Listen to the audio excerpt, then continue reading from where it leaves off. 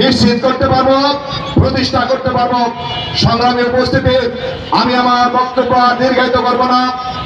আমি সর্বশেষ আপনাদেরকে আহ্বান করব, আমি দুনিয়াতে এসেছি একবার, আবার চলে যেতে হবে।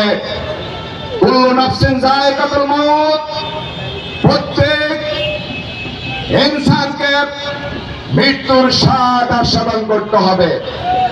আল্লাহ রাব্বুল আলামিন সূরা মুলকের 2 নম্বর আয়াতে বলেন, আল্লাযী খালাকাল মাউতা ওয়াল হায়াতা লিয়াবলুয়াকুম আইয়ুকুম আহসানু আমালা।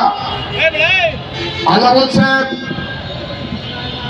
আমি মৃত্যু এবং জীবনকে সৃষ্টি করেছি পরীক্ষা করে দেখে নেওয়ার জন্য যে কে কর্মে ভালো।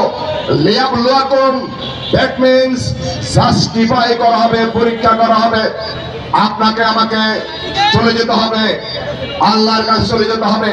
সেই চলে যাওয়ার জন্য আমি ব্যক্তি জীবনে, সমাজ জীবনে আমার যে এই পথ চলা, আমার যে জীবন সংগ্রামে আমি অবতীর্ণ, সেখানে কতটুকু দিনের কাজ করেছি, কতটুকু আল্লাহর কাছে জবাবদের অনুভূতি নিয়ে কাজ করেছি, সেই অনুভূতিকে, সেই চিন্তায় আমার ব্যক্তি জীবনের দিকে তাকাই, প্রশ্ন করে সকল প্রশ্নের উত্তর আমরা পেয়ে যাব। তাই মৃত্যুর জন্য সকলে প্রস্তুতি গ্রহণ করে এবং দুনিয়াতে যতটুকু কাজ করবে, কাজ করব, বিবেকের পক্ষে কাজ করব। বাংলাদেশ জামাত ইসলামী আপনার বিবেকের কাছে এই প্রশ্ন রাখছে, আসুন মুক্তি নিশ্চিতের জন্য, দুনিয়ার শান্তি এবং আখিরাতে মুক্তি, কল্যাণ নিশ্চিত করার জন্য আমরা এই কামতে দিনে সামিল হই।